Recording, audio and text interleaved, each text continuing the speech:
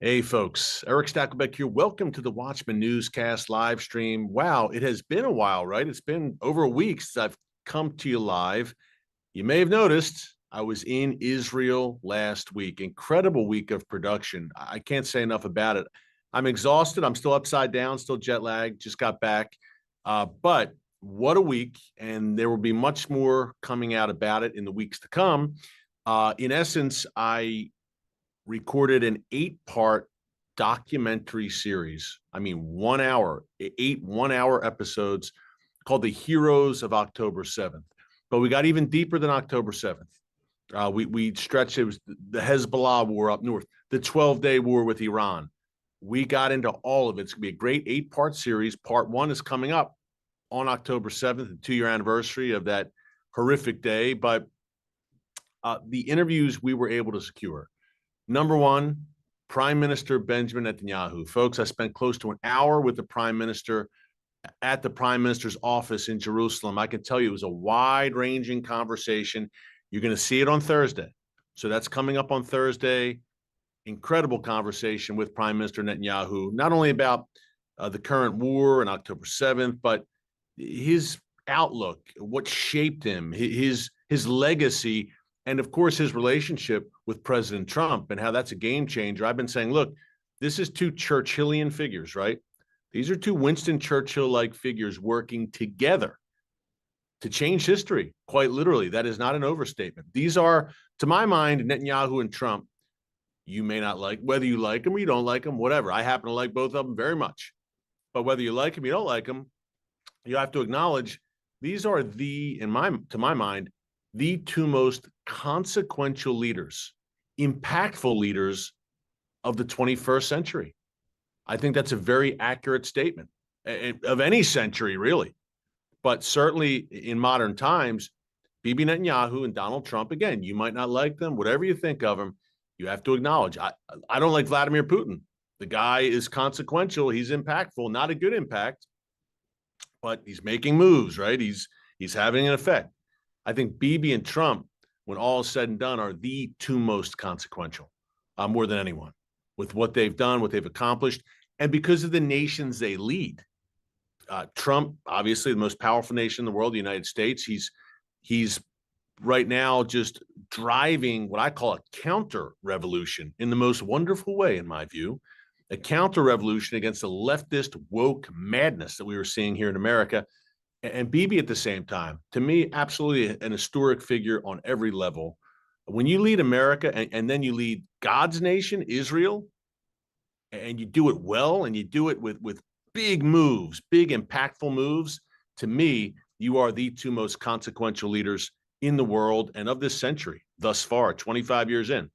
So to sit down, and I've sat down with President Trump as well, twice in the past year, but to sit down with Bibi for 35 minutes. We were together for close to an hour. The interview lasted about 35 minutes.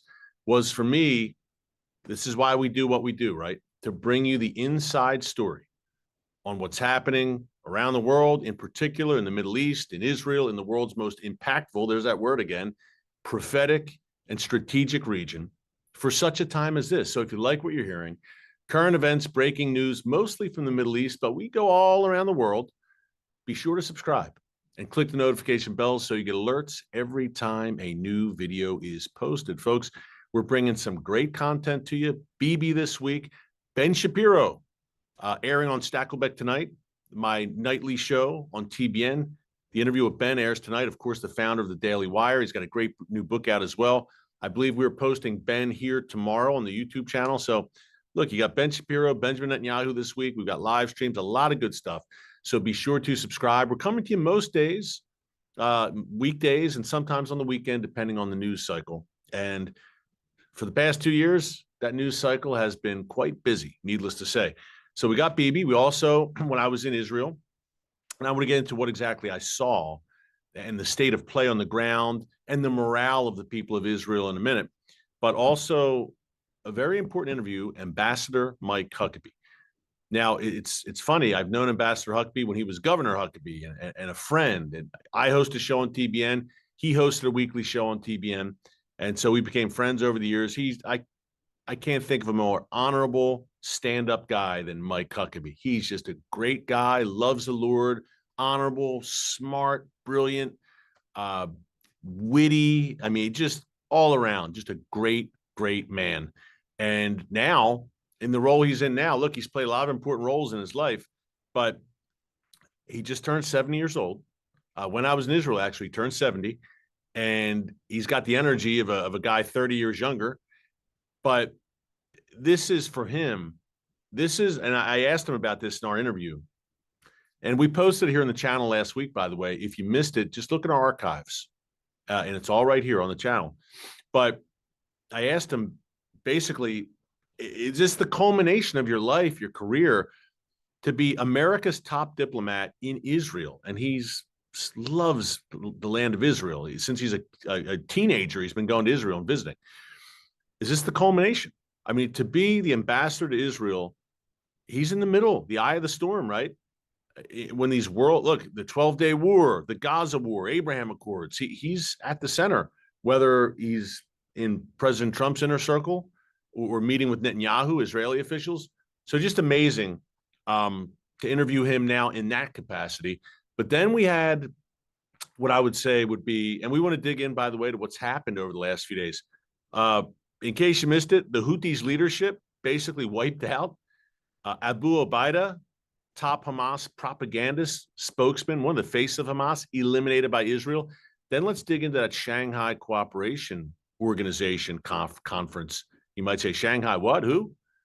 Well, China just hosted this conference with Vladimir Putin, the president of Iran, Erdogan of Turkey. India was there. It's very important. We want to talk about that as well.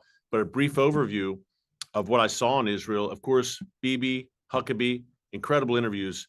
But also, folks, I have to say, I interviewed 2 former hostages, including Keith Siegel, who was just released in February, an American from North Carolina originally. Shlomo Ziv was the other, or Shlomi Ziv, I should say, released in June 2024. Just, I can't begin to tell you the horror that they described, the torture, the psychological, physical torment at the hands of Hamas.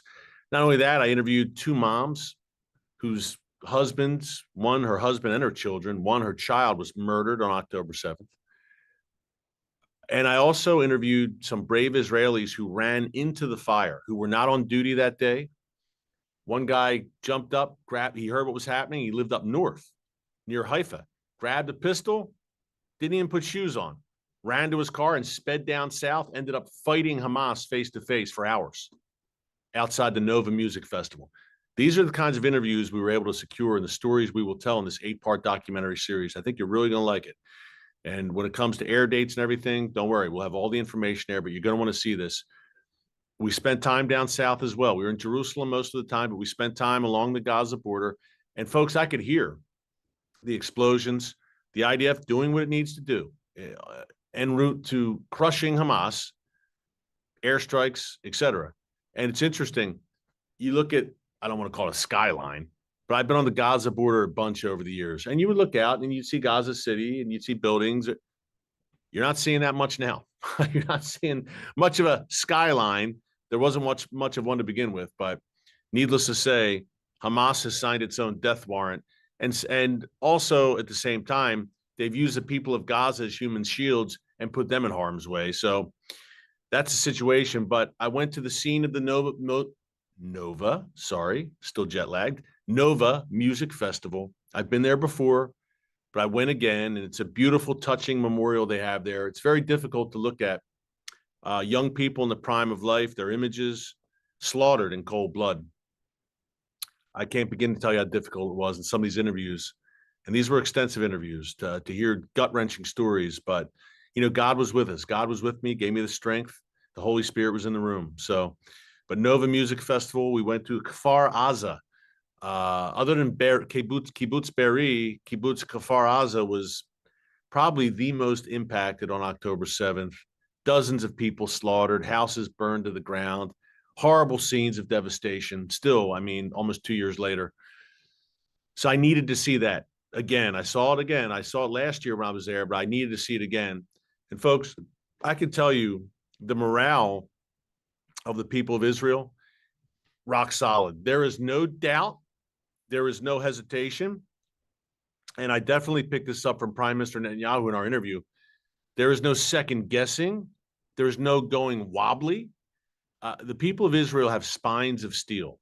They know and they see this global onslaught of anti-Semitism, of the rising anti-Israel sentiment, including here in America, including among portions of the right.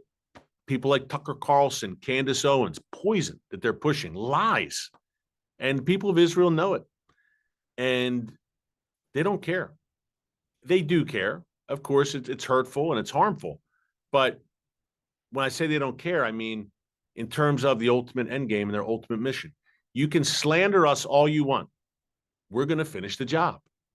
And you have to admire that. And what does finishing the job look like? Destroying Hamas.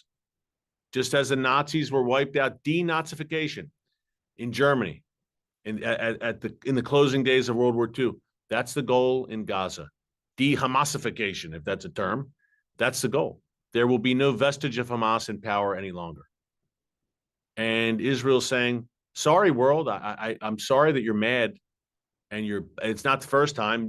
Look, the UN, since Israel was miraculously reborn as a nation in 1948, the UN has passed more resolutions against Israel than any other nation combined, including Communist China, the Soviet Union, North Korea, Cuba, Syria, Iraq, Iran, the list goes on.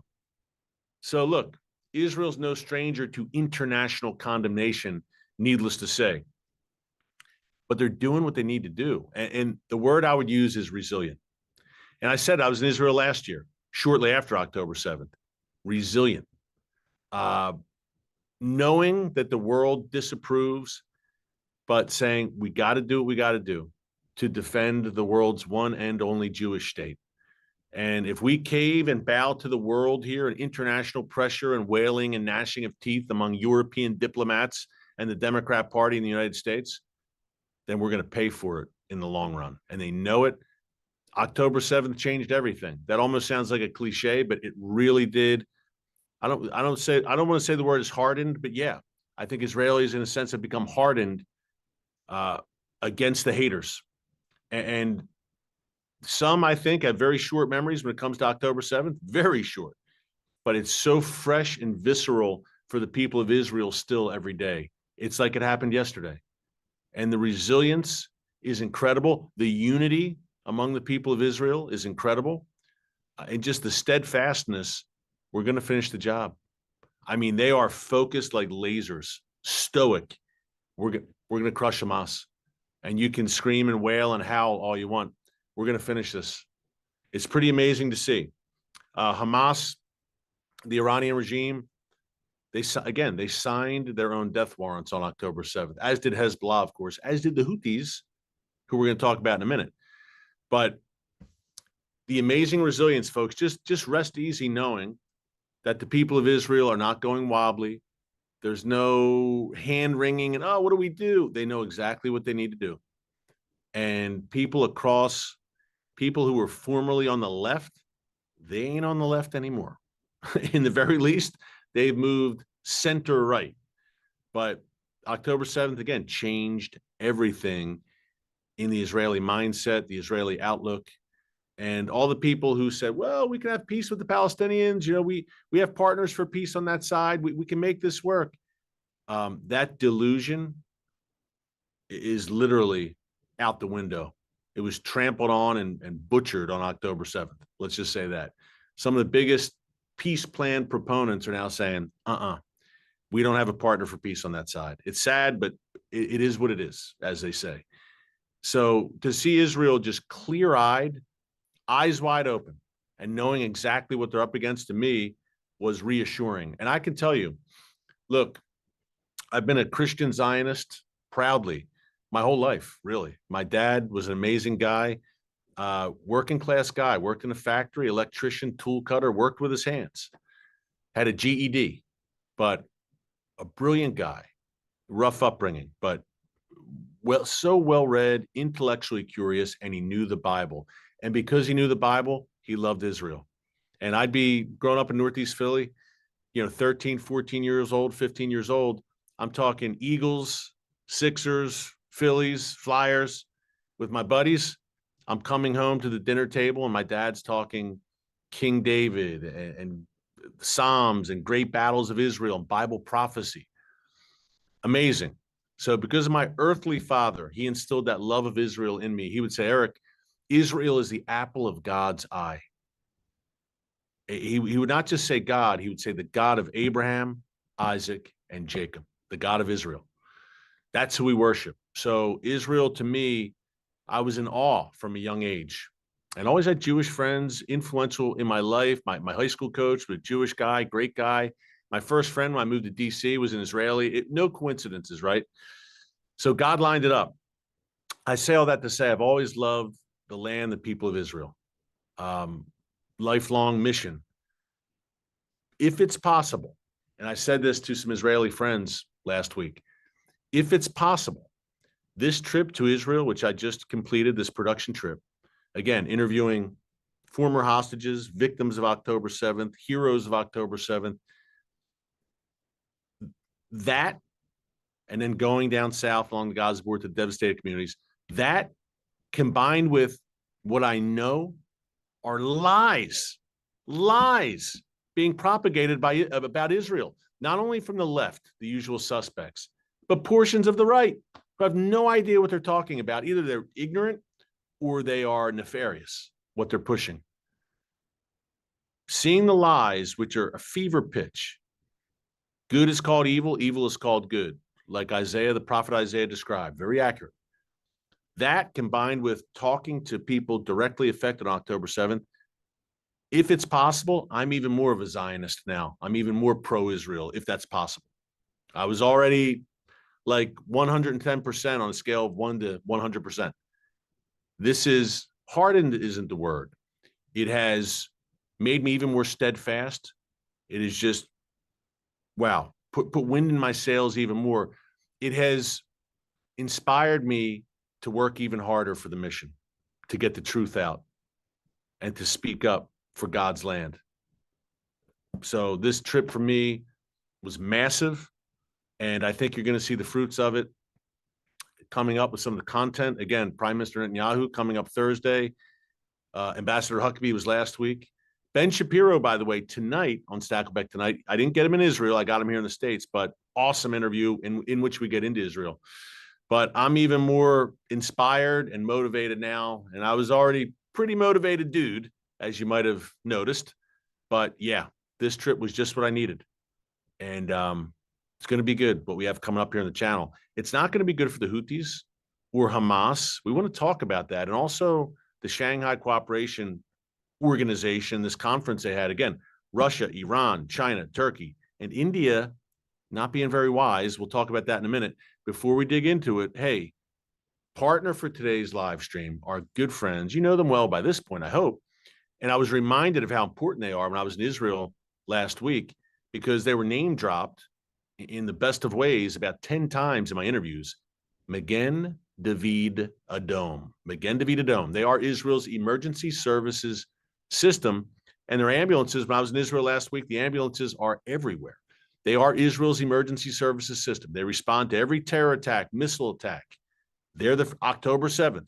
Magen David Adom is the first on the ground. Even car accidents, heart attacks, God forbid. They are there. They dispatch every ambulance, every single one in the land of Israel. And look, they receive thousands of emergency calls every day. They also collect, process, and distribute Israel's blood supply, not only for civilians, but for the IDF, the Israel Defense Forces. Look, they're on the front lines doing God's work, and it's a largely volunteer force. They're not getting paid for this. That's why we can donate and help lift them up. It's savelivesisrael.com. Savelivesisrael.com. Magen David Adom. Since October 7th, they've lost at least 30 of their volunteers in the line of duty. Some 17 ambulances destroyed. They're almost entirely funded by donors, by donations. They need bandages, ambulances. They need medical supplies. They need so much right now as Israel's fighting a war on 7 fronts. Hey, I was just there last week. I saw it. Just got home Saturday, a few days ago. I saw it with my own 2 eyes. people of Israel have been through hell and back in the last nearly 2 years now, since October 7th. That's where Magen David Adom comes in. That's where you come in, savelivesisrael.com. Fulfill that biblical mandate to bless the people of Israel. No better way to do it than standing with Magen David Adom for such a time as this. The Houthis are not standing right now, at least their leadership. They're underground someplace, I assume, because Israel last Thursday essentially took out 90% of the Houthi leadership in Yemen with airstrikes. Now, a little bit of background on that, but first, some breaking news there. Israel's defense minister, Israel Katz, yes, his name is Israel, said today that the Houthi leadership, what's left of it, is now fleeing Yemen. According to a Saudi newspaper, quote, the Houthi leadership is in an unprecedented state of confusion and panic after the strike on the cabinet meeting late last week. Several senior Houthi leaders reportedly fled the capital of Sana'a to rural areas in northern Yemen, while their families were moved to secure locations. Houthi officials have also instructed senior members to avoid government buildings or public gatherings, fearing further Israeli strikes, as well they should. Katz said, like all leaders of extremist Islamist terror, they look after themselves and abandon the residents. Hamas officials are in Gaza and in luxury hotels in Qatar, and now the Houthis in Yemen. We knew how to hunt them this time, and we will know how to do so in the future as well. So the Houthis now, who have had a string nearly 2 years, ballistic missiles, drones fired at Israel, the Houthis are now staring at their demise. And we talked about this on the live stream how many times over the past year at least, that the Houthis eventually, Israel would get around to dealing with the Houthis decisively. And I said, look, they're a tough nut to crack because they're in the wastelands, the vast, rugged, mountainous desert terrain of Yemen, too many places to hide. I mean, caves. They can literally roll a missile launcher out of a big cave, fire it, and roll it back in. So if you're Israel or anyone, that's a tough nut to crack. Remember, the U.S. was bombing the heck out of them in March, April. And now Israel's been bombing them hard, Hodeida port in Sana'a, other infrastructure. But I said all along, how do you defeat the Houthis? And Prime Minister Netanyahu, I met with him at off-the-record briefing last month in D.C., then interviewed him the other day, and he said, look, we're going to crush the Houthis. How do you do that? And I said all along, number one, cut the head off the snake. You have to decimate the leadership, just as Israel did with Hamas and Hezbollah and with portions of Iran. You have to wipe out their leadership. And you need great intelligence assets to do that. I think Israel's intelligence on the Houthis has increased dramatically in the past several months. Or number two, I said you got to get boots on the ground, not an invasion, special forces, targeted operations, some kind of on-the-ground elite team carrying out targeted assassinations and getting out of Yemen. All on the table, but Israel had superior intelligence. And here's a little bit more about it, by the way. What was accomplished. So, folks, now the leadership of Hamas, Hezbollah, and the Houthis is essentially gone. There's a few stragglers left, but the main power players, this is incredible. And the entire military leadership and every top-ranking nuclear scientist practically in Iran is also gone. What Israel has accomplished, I mean, books will be written, movies will be made, historically, what they've done. It's just sit and think about that. Let that sink in, what they've accomplished. This is absolutely phenomenal, unprecedented. But here's a little bit more about the Sana'a strike. Approximately 200 Israeli soldiers and officers from various IDF intelligence branches gathered in a classified bunker to collect intelligence on the Houthis in July, so not that long ago. And they wanted to target the Houthi leadership. And now they're in disarray. They did the right thing. Apparently, representatives from U.S. Central Command, CENTCOM, also participated. And they figured this thing out, man. And military chief, spokesman, Houthi leader Abdul Malik al-Houthi is apparently still alive. He's underground and he delivers pre-recorded speeches. But I mean, literally the rest of the cabinet was decimated in this Israeli airstrike. It's amazing. Israel did the same thing a year ago to Hezbollah. They did the same thing time and time again to Hamas. Folks, this is absolutely incredible accomplishments. And two things. Number one, the world should be thanking Israel. It's making the world safer. The Houthis were a menace to no matter where you live, where you're watching right now. We have viewers around the world. The Houthis were a menace to global shipping, which will affect all of our countries. Global shipping in the Red Sea, that crucial waterway. So what Israel's done here is a favor to the world, number one. Number two, we said here in the live stream, I kept shaking my head in the past few months and saying, the Houthis are out of their minds. Fanatics. And Netanyahu said as much in the DC briefing last month. These people are out of their minds. Israel was thumping them and, hitting infrastructure. And how did they think this was going to end is my question. Look at what happened to Hamas. Look at what happened to Hezbollah. Look what happened to Iran itself. They're masters in Tehran, the Houthis masters. Did they think they were going to escape unscathed? Did they think the long arm of the Mossad and the IDF was not going to reach them eventually? Did they think Israel, when in history has Israel allowed this? Did they really think they were going to be able to fire ballistic missiles every night and drones every night and send millions of Israelis to bomb shelters every night in the middle of the night? Did they really think that eventually time wasn't going to be up for their shenanigans? And it was much more serious than shenanigans. I mean, what did they think? What did they expect? How did they think this was going to end? But here's the deal. Evil is arrogant. Evil is arrogant. We said this a bunch here in the live stream. Evil is arrogant. Evil is also relentless. Why would the Houthis stop firing? In a weird way, why would they stop firing? Then what's their rationale for being? Hamas, Hezbollah, the Houthis, the Iranian regime, they exist to murder and maim. They live for jihad. This is all they know. So I guess it makes sense that they kept firing, right? And this is the inevitable outcome, their demise. Thank you, God. And thank you, IDF. Thank you, Israel, for doing the world's dirty work once again. Also with Abu Obaida, top spokesman for Hamas, taken out this weekend. Now, this guy always had a mask on.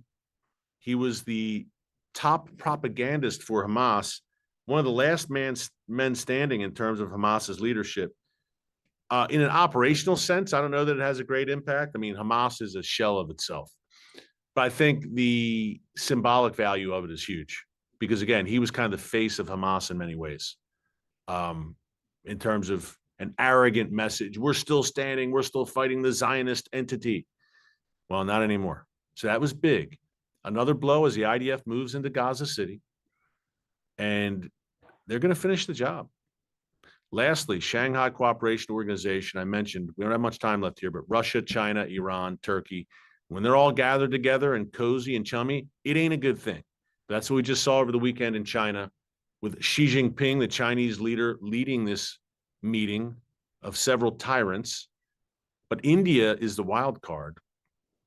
India has had a very unfair trade relationship with the United States, and President Trump is rectifying that to his credit. But now India, another I, seems to be playing a bit of a game here and kind of saying, okay, America, if you want to play that game, we'll move more closely to Russia, China, Turkey, and Iran. Mind you, India has always had a good relationship with Russia, including in the Soviet days. But does this mean the U.S. is going to move more closely to Pakistan, India's rival, which I'm not exactly comfortable with because Pakistan's got a whole host of issues, needless to say. We'll see how that plays out. But a lot of people are concerned about the India relationship. But again, to me, President Trump's doing what he had to do to correct the insane one-way trade relationship with India. So if India wants to be short-sighted and cleave closer to the enemies of the West and the enemies of America and Israel, not a wise move, although India also has a good relationship with Israel right now. So that's shaking out as well. Interesting times. We'll elaborate. We're short on time now. I'll elaborate more on that in the days to come. But remember, Stakelbeck tonight on TBN, 7:30 p.m. Eastern Time, re-air at 10:30 p.m. Eastern Time tonight. Ben Shapiro, founder of the Daily Wire, will be with me. Bibi Netanyahu, Israeli Prime Minister, Thursday night. And we'll get him up here on YouTube as well. But a lot of good stuff coming. Thanks for joining us. Great to be back with you. Much more to come this week. Until next time, God bless you. And remember, never hold your peace. Hey everyone, thanks for checking out the Watchman Newscast. Make sure you hit the subscribe button so you never miss an upload, and tap the bell icon so you're notified every time a new video is posted. And don't forget to share your thoughts, insights, and comments below. Thanks for watching. We'll see you back here tomorrow.